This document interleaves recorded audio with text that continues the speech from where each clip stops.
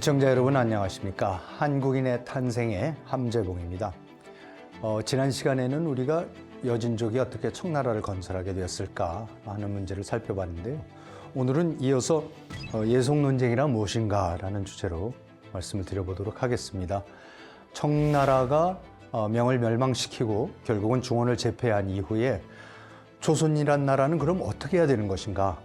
청을 받들어야 되는 것인가? 명 대신에 청으로 그냥 충성을 갈아타면 되는 것인가? 이런 문제에 대해서 이제 직면할 수밖에 없습니다. 그 결과로 인해서 계속해서 우리는 명을 받드는 방법밖에 없다라는 결론이 나면서 조선은 쇄국으로 들어갑니다. 즉 청나라의 모든 관계를 완전히 없애버리거나 최소한도로만 유지를 하고, 일본하고는 이미 임진왜란 이후로 부산포 하나만 열어놓고 외관 하나만 열어놓고 닫아놓은 상황이었었는데, 이제 청나라하고도 모든 것을 닫아버리려고 해버리면 그 다음부터는 조선은 이제 쇄국으로 들어갑니다. 근데 그 결정적인 과정에서 예속 논쟁이 일어납니다. 예속 논쟁을 흔히 그냥 허례허식에 대한 아무 현실과 상관없는 선비들의 쓸데없는 논쟁이었다고 생각하시는 분들이 많은데, 저는 그렇게 보지 않습니다. 사실 이 중차대한 문명 전환기에, 명이 망하고 청이 들어서는 이 전환기에 조선이 그러면 명과 주자성리학을 공유하는 어떤 그런 나라로서의 정체성을 이어갈 것인가, 아니면 전혀 다른 방법으로 이 오랑캐들의 나라와도 공존하는 방법이 있을까, 이 문제를 사실 논하는 것이 예속 논쟁입니다. 한국인의 탄생, 이제 시작하겠습니다.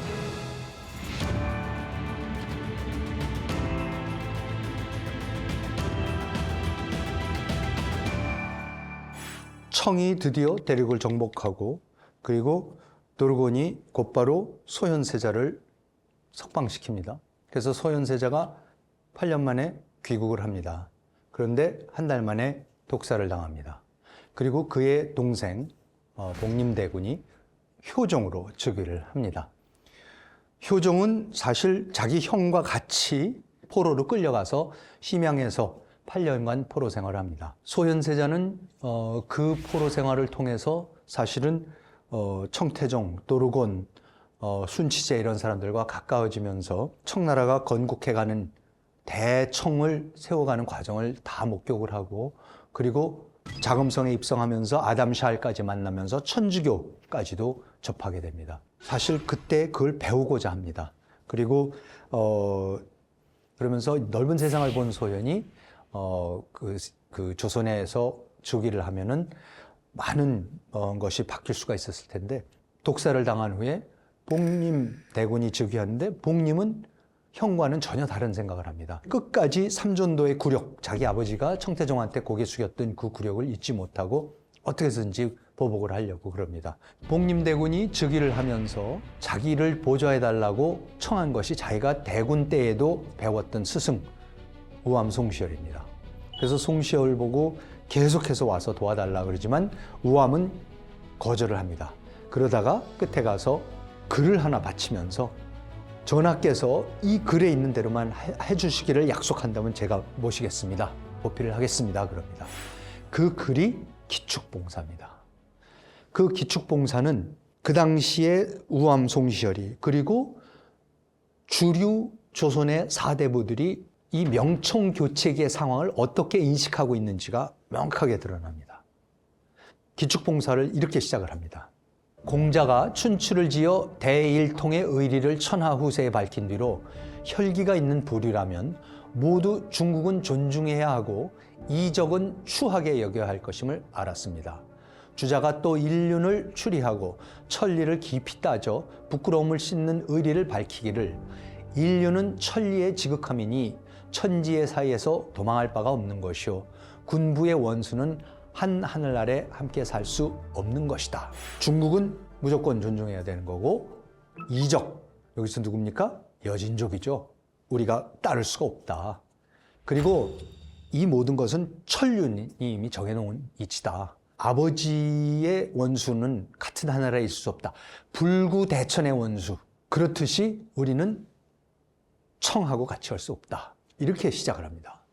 그리고는 이어서 이렇게 말합니다. 우리 태조 고황제, 즉 명태조 주원장은 우리 태조 강헌대왕, 즉 이성계조과 동시에 창업하여 곧 군신의 의리를 정하였으니 소국을 사랑하는 은혜와 충정의 절이가 거의 300년 동안 심취되지 않았는데 불행히도 저번에 추악한 오랑캐가 마구 흉악을 벌여 온 나라가 함락되어 당당한 예의지국이 온통 비린내에 더럽혀졌으니 이때 일을 차마 어떻게 말하겠습니까?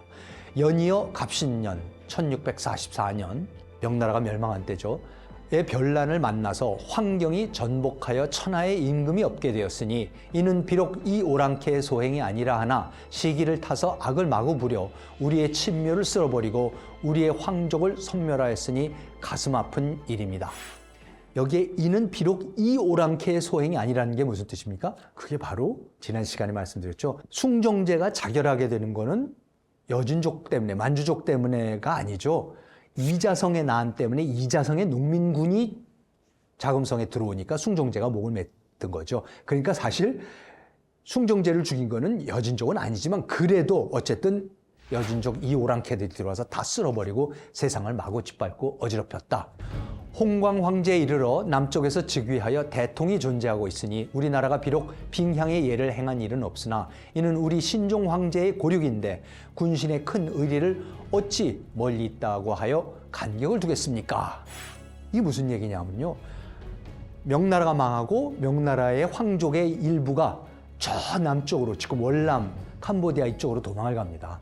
거기에 가서 남명을 세우는 거죠. 그 남명을 세운 것이 홍광 황제입니다. 우리가 그 사람들한테 직접 책봉을 받거나 그런 적은 없지만 이 사람들이 어쨌든 신종 황제의 후손 아니냐, 고륙이 아니냐. 그러니까 우리가 어떻게 안 받들 수가 있겠냐 이렇게 얘기를 하는 겁니다. 더구나 우리나라는 신종 황제의 은혜를 힘입어 임진년의 별난에 종사가 이미 폐허가 되었다가 다시 존재되고 생민이 거의 다 없어질 뻔하다가 다시 소생되지 않았습니까?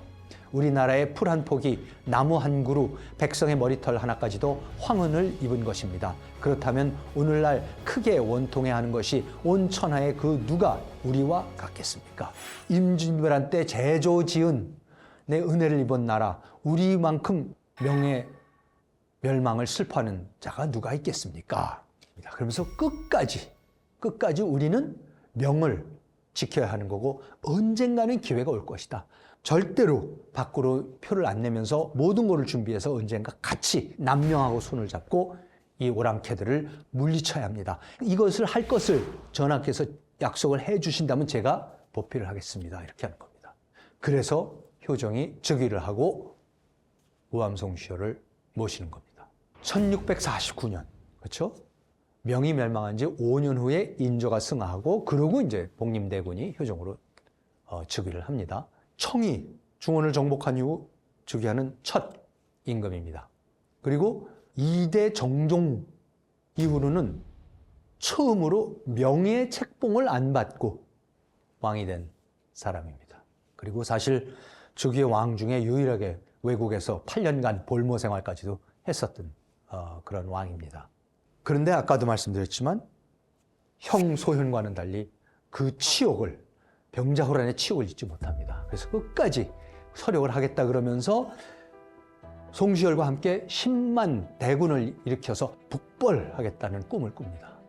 그런데 즉위한 지 10년 만에 북벌의 꿈을 이루지 못하고 효종이 승하를 합니다. 저는 어렸을 때도 이 북벌 얘기를 읽으면서 그때 효종이 조금만 더 살아 있었으면은 우리도 대군을 이끌고 가갖고 이 오랑캐들 무찌를 수 있었을 텐데 하면서 그런 역사 소설을 읽으면서 가슴이 뜨거워졌던 기억이 납니다. 근데 사실 이렇습니다. 과연 그 당시에 도대체 청이 8기군을 만들고 그런 경제력을 바탕으로 했고 저렇게 대륙을 휩쓸고 강대한 제국을 만드는데 그 제국하고 과연 그 8기군하고 조선이 아무리 이완대장 밑에서 10만 양병을 했든 몇만을 했든지 간에 과연 싸울 수가 있었을까 하는 생각이 들고 실제로 그런 의미에서 심각하게 북벌을 꿈꿨던 건가 아니면 뭔가 정권의 명분을 이어가기 위해서 내놨던 캐치프레이즈 비슷한 거가 아니었는가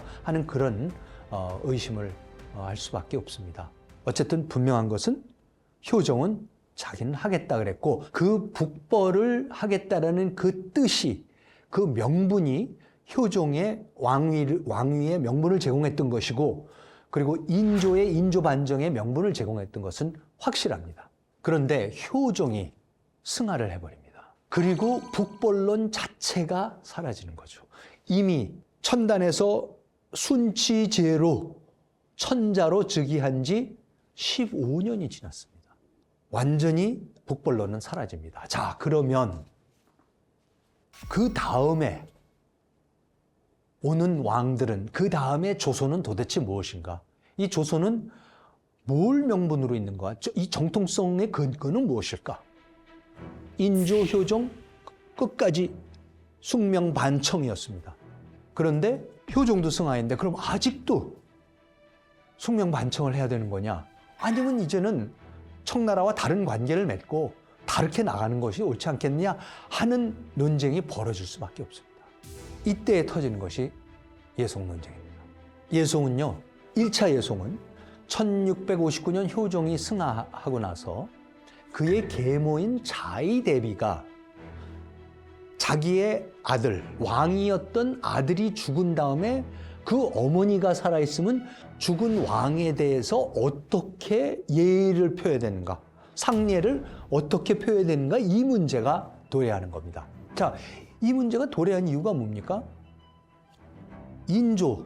인조가요, 소현세자하고 복림대군 효종의 친모였던 인열왕후가 돌아간 다음에 다시 중전을 맞이하는데 그때에 14살짜리 중전을 맞습니다. 장렬왕후를 맞습니다. 세로 중궁으로 맞습니다. 인조 본인보다 새 중궁이 29살 어렸고요. 아들보다도 효종보다도 5살이 아래였습니다. 그러니까 인조가 돌아가고 나서 그리고 또 10년 있다가 효종이 돌아갔는데도 그 어머니가 계모가 살아있는 거죠.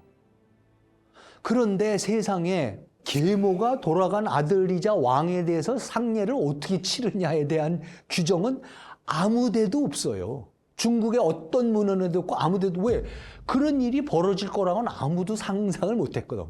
그러니까 이 일도 사실 인조가 자초한 일입니다. 29살이나 어린 중전을 맞이하고 나서부터 이제 이런 사단이 벌어지는 거죠.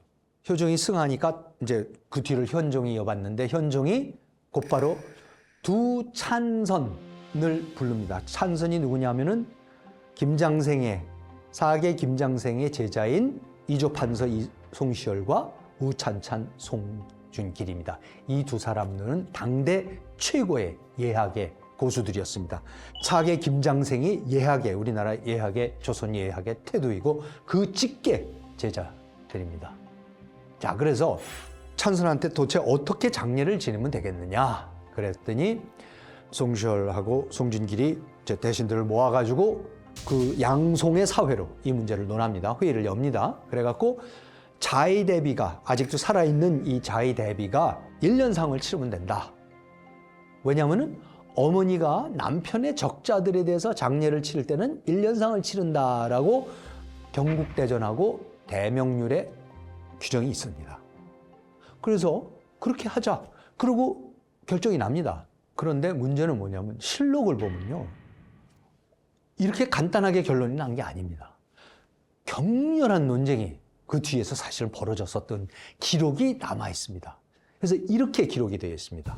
처음에 국상이 나자 예를 논의하는 자들이 각기 자기 예설을 고집하여 왕대비가 대행대왕 상사에 당연히 차장자의 복으로 3년을 입어야 한다고 말한 자도 있었고, 혹은 임금을 위한 복으로 당연히 참최를 입어야 한다고 말한 자도 있었는데, 참최를 주장한 자는 전지평 윤휴의 예설이었다. 이게 도대체 무슨 얘기입니까? 그러니까 우선 어떤 사람은, 어떤 대신들은 3년상을 해야 된다. 그리고 윤휴 같은 사람은 뭐라 그랬냐면 상복 중에서도 참최복을 입어야 된다 그랬답니다. 가장 슬프고 애통하고 비통한 부모가 돌아가시고 전혀 바느질을 하지 않은 이 극생마로 만든 옛날 전통식으로 하는 거, 그 상복 보시면 알죠? 이렇게 그냥 대충 이거 쓰고 새끼줄로 이렇게 묶어버리고 허리띠 대신 새끼줄로 묶고 하는 게 그게 뭐냐면은 부모님이 돌아가시고 이 슬픈 와중에 무슨 바느질을 하고 이렇게 옷단을 꿰고 단추를 달고 하는 옷을 입을 새가 어디 있냐. 그러니까 아무 가공을 하지 않은 그냥 옷으로서 그냥 몸만 가린다, 걸친다라는 뜻으로 그렇게 하는 거게 그게 참치복입니다. 자, 그러니까 1년상 갖고는 안 되고 3년상은 치러야 되는 거고 거기에다가 대왕 대비가 뭐를 입어야 되냐면 참치복, 가장 슬픔을 나타내는 참치복을 입어야 된다. 이렇게 이제 주장을 하는 사람들이 나왔다라고 기록을 합니다. 윤휴가 이런 얘기를 하니까는 그 얘기가 이제 그 영의정 정태화한테 이제 전달이 돼서 정태화가 이걸 이제 송시열하고 논합니다. 그러니까 아니 1년상으로 다 정했는데 지금 사람들이 얘기했는데 3년상 얘기도 나오고 특히 거기에서 참치복을 대비가 무조건 입어야 된다는 얘기가 하는데 이거 어떻게 된 겁니까? 역시 예학의 대가인 송시열한테 물어보니까 이런 대화가 적혀 있습니다. 저는 실록이 얼마나 적나라하게 그 당시 거를 진짜 있었던 그대로 적는다라는 거를 제가 가장 강하게 느끼는 것이 바로 이 대목입니다. 왜냐하면 이렇게 극렬한 논쟁이 벌어지는 문제를 사관이 있는 그대로 적어버린 거가 나옵니다. 송시열과 정태화의 대화입니다. 태화가 송시열에게 묻기를 지금 논의되고 있는 자의전 복제에 관하여, 자의전이니까 대비죠. 자의 대비의 복제에 관하여 어떻게 해야 되겠습니까? 하니 시열이 말하기를 예문의 천자로부터 사대부에 이르기까지 장자가 죽고 차장자가 후계자가 되면 그의 복도 장자와 같은 복을 입는다고 하고서 그 아래에 또 내종의 설이 있는데 서자가 승중한 경우에는 3년을 입지 않는다고 하였습니다. 옛날 예문대로 말하자면 차장자 역시 서자인데 위아래의 말이 이처럼 서로 모순이 되고 있으며 또 의거에 정정할 만한 선유들의 정론도 없어서 이것은 버리고 저것은 취할 수가 없습니다. 하자 태화가 말하기를 이른바 내종의 설이란 무엇을 말하는 겁니까? 하니 시열이 하나하나 들어 해석을 하였다 그런데요. 이게 핵심이 무슨 얘기냐면 여기 이렇게 나오죠. 장자가 죽고 차장자가 후계자가 되면 그의 복도 장자와 같은 복을 입는다고 효종이 차장자가 됐었던 거 아니죠. 자, 그래도 같은 옷을 입는다라고 되어 있는데 그런데 또 서자가 승중한 경우에는 서자라는 게 뭡니까? 장자만 나머지는 다 서자라고 보는 겁니다. 근데 서자가 했을 경우에는 3년을 입지 않는다고 그랬다는 거예요. 그러니까 어떻게 보면은 그냥 왕의 동생이었으니까 어머니는 장자였든 차자였든 똑같이 입는다라는 것도 있지만 또 어떤 경우에는 서자면은 또 3년상을 안 입는다. 그러니까 태화가 듣다가 이제 헷갈리니까 그게 도대체 네 가지 설이 뭡니까? 하고 이제 물어보는 거예요. 그랬더니 체의부정이라는 그 유명한 얘기가 나옵니다. 뭐라고 그러냐면요. 정의불체 체의부정이라는 대목에 와서 말하기를 인조 입장에서 말하자면 소현의 아들은 바로 정의불체이고 대행대왕은 체의부정인 셈입니다. 하자 태화가 깜짝 놀라 손을 흔들며 말을 못하게 하고 말하기를 얘는 비록 그렇다 하더라도 지금 소현에게 아들이 있는데 누가 감히 그 설을 인용하여 지금 논의하는 예 증거로 삼겠습니까? 예경의 깊은 뜻은 나는 깜깜합니다만 국조 이래로는 아버지가 아들 상에 모두 1년을 입었다고 들었습니다. 내 뜻은 국제를 쓰고 싶습니다 하니 시열이 말하기를 대명률 복제 조항에도 그 복제가 기록되어 있습니다. 그러면서 오늘 그대로 따르더라도 불가할 것이 뭐가 있겠습니까? 하였다. 태화가 국제의 부모가 자식을 위하여는 장자, 차자를 가리지 않고 모두 1년복을 입는다는 조항을 채택하여 자의 왕대비가 대행대왕을 위하여 1년복을 입게끔 결정하였다. 왜 정태화가 깜짝 놀랍니까? 정의불체가 뭡니까? 정통은 정통인데 왕은 아니라는 거예요. 정통이 뭐예요? 소현한테 있다는 거예요. 그러면 대행대왕 지금 바로 돌아간 효종은 뭐냐? 체의부정이에요. 뭐예요? 왕은 왕인데 정통이 아니라는 거예요. 그러니까 방금 돌아간 임금이 정통이 아니니까 1년상만 하고 참체복을 안 입어도 된다고 송시열이 그래버리니까 정태와 영의정이 듣고서는 깜짝 놀라면서 아니 지금 당신 무슨 얘기를 지금 그런 얘기하면 어떡하냐고. 소현의 아들 살아있지 않냐고. 왜냐하면 소현의 아들 셋이 있었지 않습니까? 그러니까 인조가 소현 독살시키고 인조의 소현의 비도 사약을 내려서 죽이고 소현의 세 아들을 제주도로 다 귀향을 보내서 셋 중에 두 아들은 다 제주도에서 죽고 막내만 살아있는 거를 복림대군이 효종으로 즉위하면서 살려줬던 거죠. 그러니까 소현의 아들이 살아있는데 그럼 소현이 정통이었으면 걔가 정통인데, 그리고 지금 왕은 정통이 아닌데 왕만 됐다라는 얘기를 하면 당신 지금 무슨 얘기를 합니까? 하면서 아니 난 그런 얘기 전혀 모르겠고 그냥 우선 대명료라고 여기 이렇게 왕의 아들이면은 어머니가 1년상 치른다고 돼 있으니까 나 그렇게 할래. 그러니까 송시열이 그것도 맞는 말이다. 그러면서 뭐냐면 자기도 어차피 체의부정이니까 정통은 아니니까 1년상을 주장했었던 거거든요. 어떤 입장에서 보든지 윤희의 입장만 빼놓고는 그냥 알아서 1년상으로 치르자 이러고 넘어가는 겁니다. 자, 그래서 체의부정 이게 이 뜻입니다.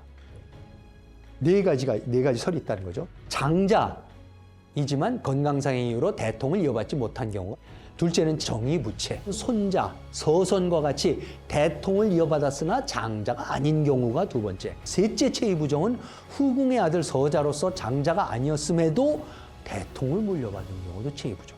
그리고 넷째는 대통을 물려받지 못해 체가 아닌 경우. 이렇게 네 가지가 있다라고 그러는 거. 정태화는 안 된다.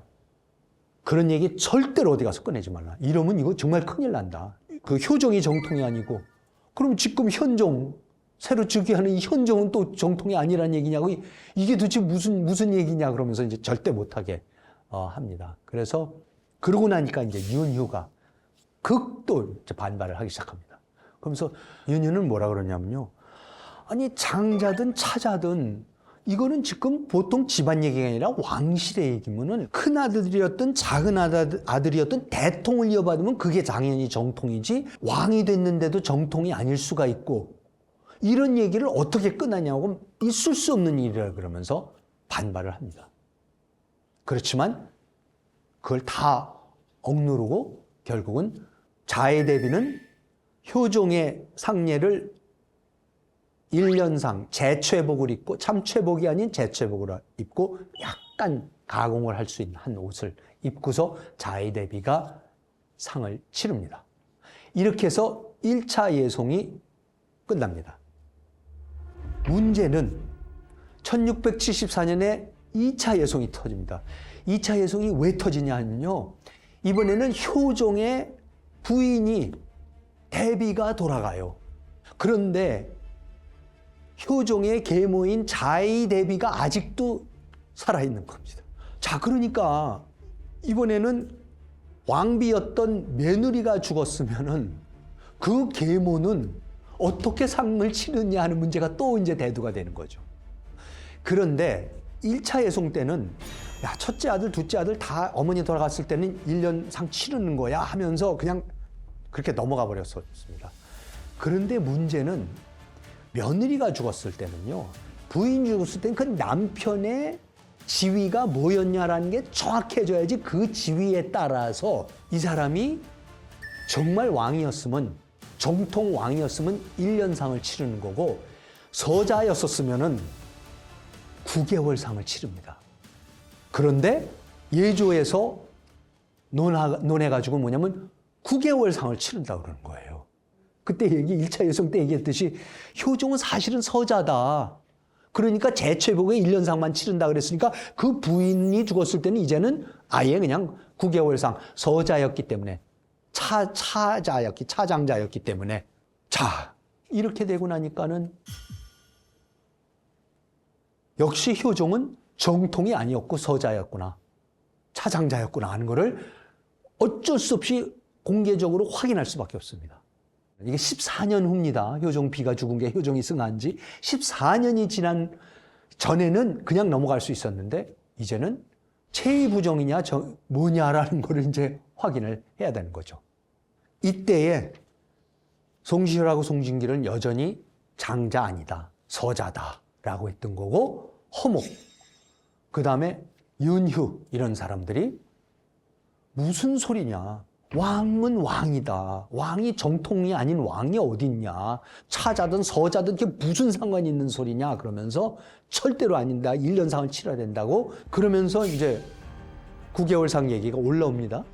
그런데 이때에 도신징이라는 사람의 상소가 올라옵니다. 뭐냐면은 서자의 부인이었기 때문에 9개월상만 치르는 겁니다. 라는 그런 것을 고하는 상소가 올라가는 거를 현종이 봅니다, 드디어.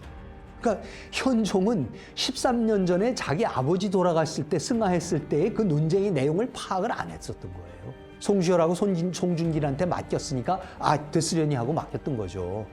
근데 이번에는 상소를 읽어봤더니 거기서 뭐라 그러냐면 이번에 9개월로 결정된 것이 효종이 서자이기 때문에 그렇다. 정통이 아니기 때문에 그렇다는 거를 처음으로 합니다. 경로를 합니다, 현종.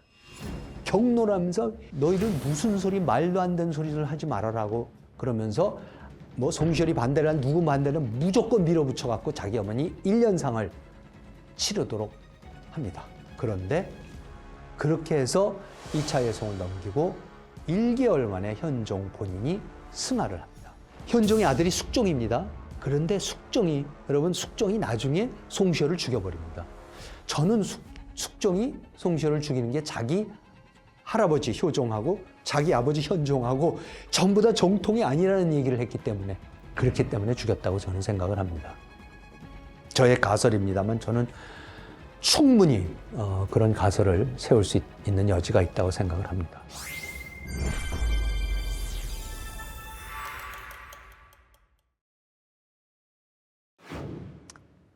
그런데 정말로 이게 놀라운 이유가요. 이 예송 논쟁의 가장 놀라운 점이 뭐냐면은 그러면 송시열은 효종을 싫어했느냐? 정말 송시열은 효종을 정통성이 없는 왕으로 실제로는 소현이 진짜 정통성이 있다고 생각을 했느냐? 아니에요. 왕조의 어떤 역사에서도 효종하고 송시열만큼 가까울 수가 없을 정도로 가까웠습니다.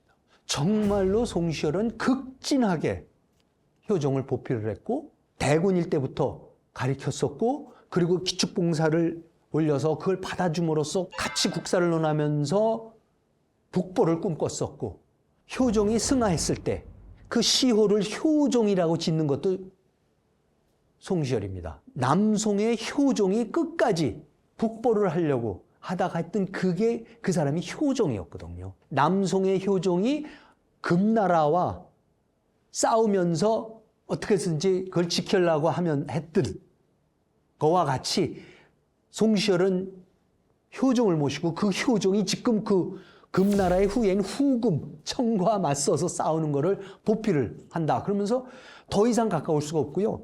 조선 왕조실록의 독대, 조선에서는요.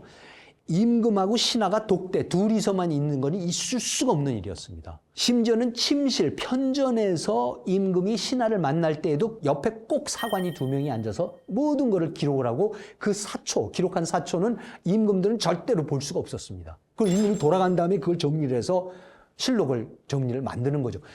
그만큼 철저하게 독대가 안 됐는데 딱 독대가 2번 기록인데 그 중에 하나가 바로 효종하고 송시열의 독대입니다. 실록에 그대로 나옵니다. 이 순간 이때에 임금이 상이 모든 신하들 물리치고 시열과 독대를 했다라고 아예 실록에 기록이 있습니다.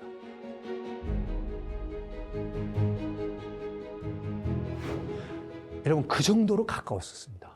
그렇게 가까웠는데 그러면 왜 송시열이 굳이 참최복은 안 되고 재최복을 이어대고 3년상은 절대 안 되고 1년상을 취한다고 그 분쟁을 일으키고까지 왜 주장을 했을까요? 이게 사실 그냥 허례허식에 빠진 일부 신하들끼리의 정치 싸움이었다. 물론 당연히 모든 정쟁이 그렇지만 정치적인 고려도 있었겠죠. 그렇지만 그거 말고 그 내용상에 어떤 원칙을 지키려고 이 사람들이 이런 논쟁을 벌였을까? 왜 송시열은 자기가 그토록 아끼고 따르고 받들던 효종이 굳이 서자라 그리고 1년상밖에 안 된다고 했을까? 그 부분을 우리가 이해를 해야지만 예송이 이해가 됩니다. 예송에는요 3가지 논점이 있었습니다. 첫째, 왕실과 사대부 집안의 관계. 둘째, 왕실하고 국가의 관계가 정확히 뭔가. 셋째, 명이 멸망한 다음에 조선의 정통성의 근거는 무엇인가? 이 세 가지가 논점입니다. 그 세 가지를 간략하게 하나씩 살펴보도록 하겠습니다.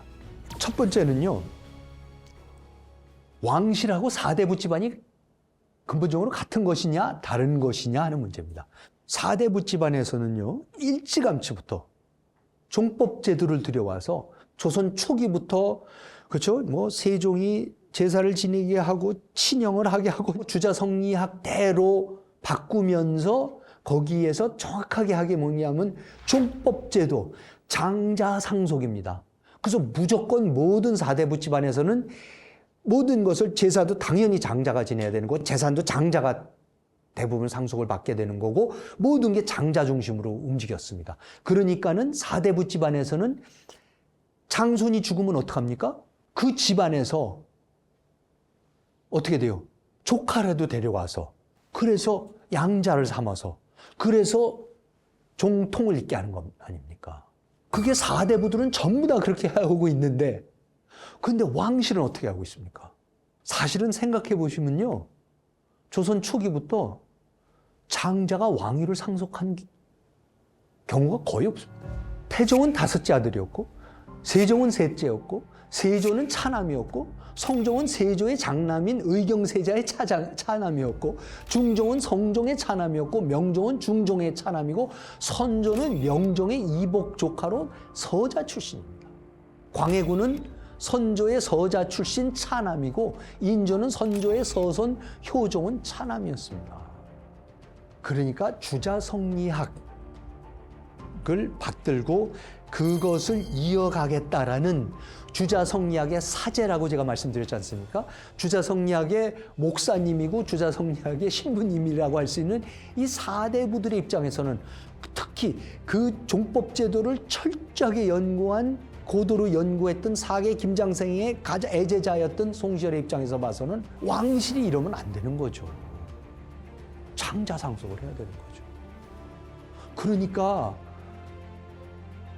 효종은 차자다, 차남이다. 아까도 말씀드렸지만 장남 빼놓고 다 서자라고도 그럽니다. 첩실, 후궁만이 아니라 둘째부터는 다 서자라고 또 불렀습니다. 그러면 여러분 이게 왜 이랬을까? 왜 사대부들을 따라하지 않느냐? 이 문제만이 아닙니다. 저는요, 체의부정의 핵심적인 게 뭔지 아세요? 청나라입니다. 대륙은 정복을 했죠. 진해가 천자로 즉위를 했어요.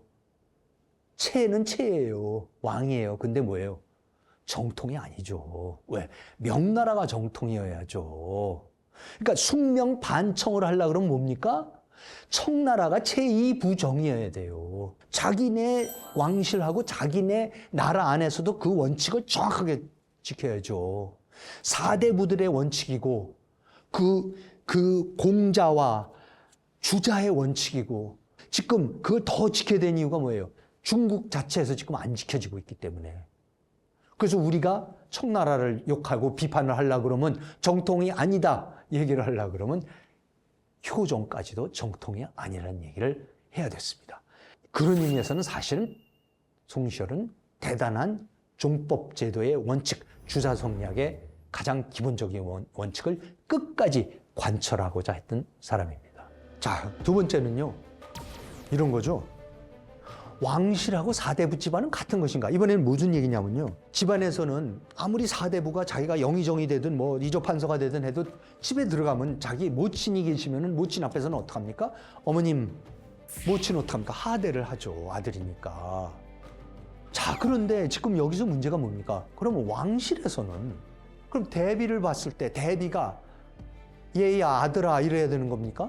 아니면은 아들이 임금이면은 임금한테는 뭐라 그래야 돼요? 전하 이래야 되는 거 아니냐는 거죠. 그러니까 사대부들의 입장에서는 송시열 같은 사람 입장에서는 똑같다. 그러니까 사대부 집안에서 아들이 죽으면 어머니가 1년 상 치르는 거다. 왕실도 그냥 사대부 집안의 연장이니까 아들이 죽으면 아들이 비록 왕이라고 하더라도 어머니와 아들의 관계니까 1년 상이냐는 거죠. 그런데 윤휴, 허목, 윤선도 이런 사람들은 아니라는 거죠. 아무리 퇴청을 하고 집안에 들어가서 자기네 집안 식구들끼리 있을 때에도 왕은 끝까지 왕이어야지 어떻게 거기 들어가면 갑자기 아들이 되고 아버지가 되고 남편이 돼버리냐는 거죠. 끝까지 어머니한테도 아버지한테도 아내한테도 자식들한테도 전하가 돼야 된다는 거죠. 왕이 돼야 된다는 거죠. 사실 이 문제는 굉장히 심각한 문제죠. 4대부 집안하고 너무나 다른 모습을 보이면서 대통을 이어온 왕실의 모습을 송시열 같은 사람은 바로잡으려고 하는 거고, 사실은 어떻게 해서든지 모든 측면에서 왕실은 그냥 4대부 집안의 연장선상이다 라고 보려고 했었던 얘기입니다. 그렇지만 윤휴, 허목, 윤선도 이런 사람은 아니다. 왕은 왕이다. 전혀 다른 카테고리다. 이렇게 얘기를 해버린 겁니다. 자, 그리고 세 번째 논점은 이겁니다. 명나라가 사라졌습니다. 조선은 명나라와 같이 건국을 했고 명나라와 같이 주자성리학을 받들면서 그걸 국교로 받아들이면서 같이 임진왜란 때 싸우고 하면서 완전히 정말 같은 문명으로서 쭉 살아왔습니다. 그런데 그 문명이 명나라가 사라졌습니다. 모든 왕이 아까도 말씀드렸지만 정종 이후로는 효종 때까지, 인조 때까지 다 명예책봉을 받았는데 명예책봉을 안 받는 그 조선의 왕, 그럼 누구로부터 책봉을 받고 누구로부터 정통성을 부여받느냐 하는 문제가 생기는 거죠. 그때에 송시열은 뭐라 그럽니까? 송시열은 그러니까 우리는 비록 명이 없어졌더라도 그 명의 정신을 이어가야 된다. 명이 없어졌다고 그 정신도 없어진 것이 아니다. 그 문명이 없어진 것이 아니다. 대륙 전체가 오랑캐의 땅이 됐다 하더라도 우리만큼은 우리 안에서 그 중화를 지켜야 된다는 거죠. 그 이념은 끝까지 받들어야 되겠다. 그러면서 송시열이 어떻게 합니까? 두발, 의복, 모든 거를 그대로 명나라 거를 따릅니다. 그리고 송시열은 끝까지 글을 쓰고 나면 끝에다 연호를 꼭 숭정이라고 쓰죠. 숭정이 안 죽은 것 같이 숭정 40년, 50년, 60년, 70년 계속 내려가는 겁니다. 나중에 고종이 칭제권을 해서 대한제국을 만들면서 자기가 광무제가 될 때까지는 숭정이라는 연호를 조선의 선비들은 계속해서 썼던 겁니다.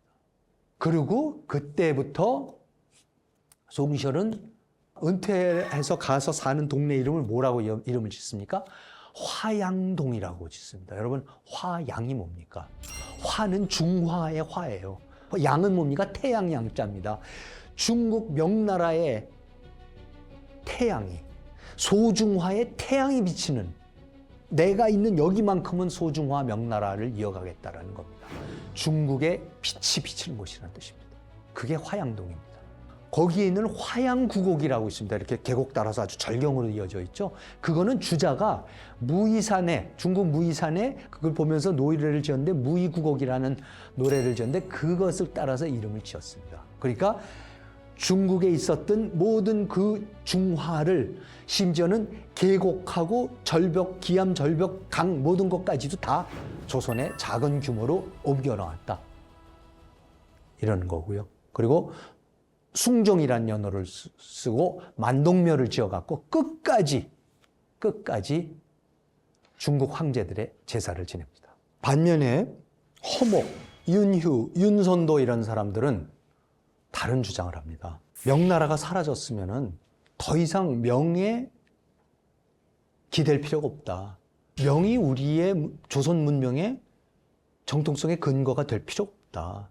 사실 우리는 이미 기자조선 때부터 기자동래설 아닙니까? 조선의 4대부들은 또 그걸 믿었거든요. 은나라가 주나라에서 때문에 망했기 때문에 그 은나라의 왕자인 기자가 조선에 와서 조선을 세웠다. 그래서 기자동래설을 믿는 겁니다.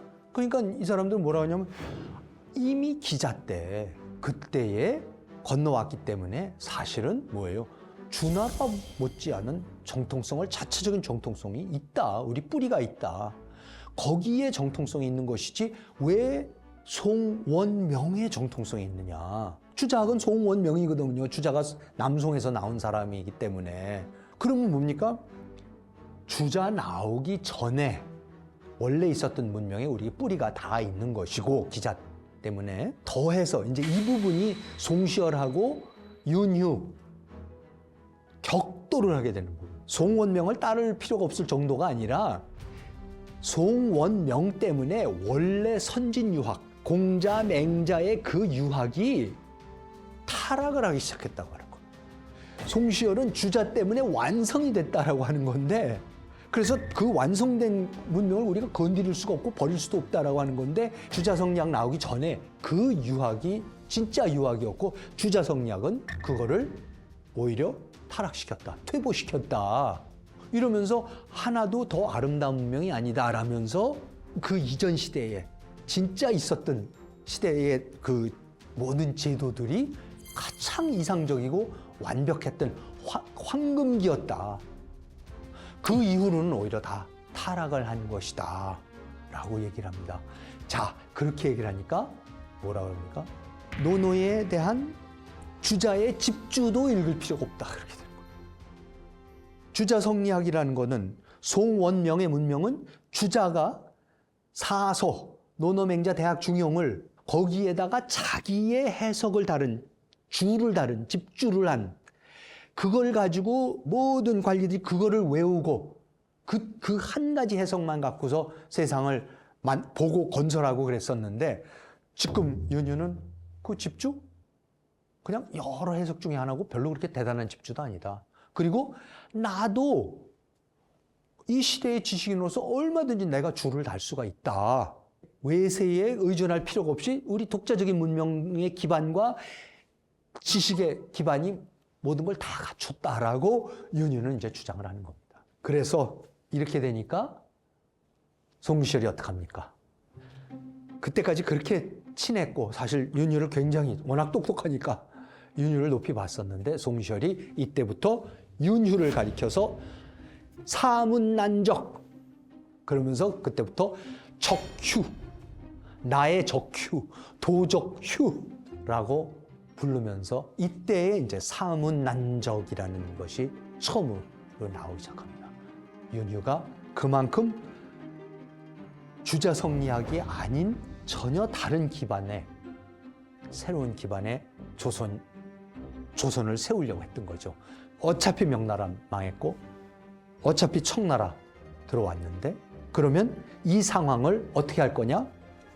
우리의 문명의 근원을 그럼 다시 찾아보자. 우리가 새로 집주를 해갖고 새로 노노 이런 거를 다시 해석을 해갖고 우리끼리의 문명을 만들어갈 수도 있다라고 했던 거고, 모함은 절대로 안 된다. 그러면서 사문난적으로 규정을 해버리는 겁니다. 그러니까 예속 논쟁은 이런 겁니다. 이런 일이 없기를 바라지만, 예를 들어서 미국이 멸망을 한다. 중국이, 러시아가 미국을 이기고 영국을 이기고 유럽을 이겨버려갖고 우리가 알고 있는 자유민주주의, 자유시장 경제 체제가 없어진다. 우리는 어떡할 것이냐? 그러면 중국하고 러시아의 그 체제를 따라갈 것이냐? 아니면 우리 거를 지키겠느냐? 이런 논쟁이죠, 말하자면. 어떤 사람은 끝까지 자유민주주의, 자유시장 경제 지켜야 되겠다라고 하고, 어떤 사람은 야, 그래, 이미 사라진 거 그럼 우리 나름대로 새로운 체제를 만들어보고 이념을 만들어보고 정통성을 만들어보자라고 얘기를 하는 거와 비슷합니다. 글쎄 정확한 비유가 될지는 모르겠지만, 저는 사실 그만큼 그야말로 중국 사람들이 천붕지혜, 하늘이 무너지고 땅이 갈라지는 정도의 충격이었습니다. 명나라가 무너지고 청나라가 들어서는 거예요. 그래서 명말 청초, 명나라 말기 청나라 초에 유명했던 중국의 대학자들은 고중학 이런 걸 통해서 선진유학으로 가고, 금속학 이런 거를 통해 가지고 새로운 문명의 근거를 찾아보려고 그러고, 꼭 명을 따를 필요가 없다 그러면서 오히려 주자성리학과 양명학에 대한 극명한 반성을 합니다, 중국은. 그러면서 고중학으로 나갑니다. 조선은 반대의 반응을 보이는 거죠. 우리는 끝까지 명을 지키겠다. 명을 사수를 하겠다. 세상이 아무리 변해도 명이 이미 인류 문명의 최고점을 찍었기 때문에 더 이상 갈 데가 없다. 이미 완벽의 경지에 도달했으니까 문제는 그대로 유지하는 것뿐이다. 하나도 안 바꾸고 유지하는 것이다. 그렇게 되는 거죠. 여러분, 그렇게 되면 어떻게 됩니까? 그러면 외부로부터 오는 어떠한 새로운 변화가 됐든 내부로부터 오는 어떠한 이견이 됐든 그거를 다 막고 물리치고 하면서 기존의 거를 지켜내는 겁니다. 그것이 송시열이 꿈꿨던 거고 그 꿈을 이루기 위해서 벌였던 것이 예송 논쟁입니다. 그리고 사실은 송시열이 이기는 거죠. 비록 숙종한테 사약을 받고 죽지만 결국은 조선 후기는 송시열의 나라가 되는 겁니다. 그러면서 쇄국으로 들어갈 수밖에 없게 되는 거고, 전에도 말씀드렸지만 임진왜란으로 일본과 끊고 명이 망함으로써 청나라와 끊고, 그러면 지리적으로 문명적으로 모든 면에 있어서 완전히 조선은 고립됩니다. 그렇게 조선이 고립되면서 200년을 가면서 나중에 또 나온 것이 화서이항로가 나오면서 나는 송시열을 따른다. 송자 선생을 따른다. 그러면서 위정척사, 송자가 그렇게 애를 써서 명청교체기를 겪으면서까지도 지켜냈던 그 명예, 소중화의 그거를 우리가 이제 천주교하고 서양 오랑캐들이 온다고 이걸 어떻게 내주느냐, 그걸 척결해야 된다 그러면서 위정척사, 쇄국 정책으로 들어가는 겁니다. 우리 근세사를 이해하는 데 있어서 쇄국 정책을 이해하려고 그러면은 송시열을 이해해야 되는 거고, 송시열을 이해하려고 그러면 명청교체기를 이해해야 되는 거고, 그걸 알기 위해서는 청나라가 어떻게 일어났는지를 알아야 되는 거고, 그래서 지난 시간과 이번 시간에 이어서 청나라가 어떻게 일어났고, 교체가 일어나면서, 명청교체가 일어나면서, 문명교체가 일어나면서 조선이 자기의 정체성을 갖고 고민하는 예송 논쟁을 우리가 이해할 수 있게 됩니다. 네, 이번 시간에는 예송 논쟁에 대해서 알아봤습니다. 기존의 해석과 많이 다르고 그냥 이게 허례허식에 대한 헛된 논쟁이었다기보다는 그 엄중했던 문명 교체기의 상황을 봤던가 국내 사정을 봤을 때에 그냥 허례허식 때문에 했던 논쟁은 아닌 것이 분명합니다. 그렇다면 이 사람들이 뭘 갖고 했느냐? 문명 교체기에 조선의 정체성을 어떻게 다시 정립시키느냐의 문제를 갖고 벌였던 대논쟁이었다.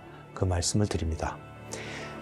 다음 시간에는요, 그렇게 해서 누르하치, 청태종, 도르곤, 순치제, 강희제, 옹종제 이런 사람들이 일으켰던 그 청나라, 그리고 그 청나라 때문에 조선이 자기의 정체성을 재정립하느라고 예송 논쟁을 하고 숙명 반청 정책을 굳히면서 소중화로 가겠다, 명을 잇겠다 하면서 쇄국으로 들어가면서 갑니다. 그러고 나서 150년, 200년이 지나고 어떻게 됩니까? 그 대청제국이 영국에 유린되면서 아편전쟁에서 패퇴하면서 소위 개항을 합니다. 그러면서 동시에 체제가 흔들리기 시작하면서 내부적으로 태평천국의 난이라는 것이 일어나면서 완전히 청나라가 흔들립니다. 간신히 명청교체기를 겪고서 쇄국으로 근근히 버텨내던 조선이 그러면은 그 상황에서 어떻게 자기 자신의 정체성을 다시 규정할 수가 있는가? 사실 그것이 우리가 조선 사람이 아니라 한국 사람으로서의 정체성을 재규정해야만 되는 시대적 요구를 맞닥뜨리게 되는 계기가 됩니다. 그래서 다음 시간에는 아편전쟁과 태평천국의 난에 대해서 살펴보도록 하겠습니다. 역사적인 사건과 인물을 통해서 한국인의 정체성을 알아보는 함재봉의 한국인의 탄생. 이번 시간 여기서 마치도록 하겠습니다. 다음 시간에 다시 찾아뵙겠습니다. 시청해 주셔서 감사합니다.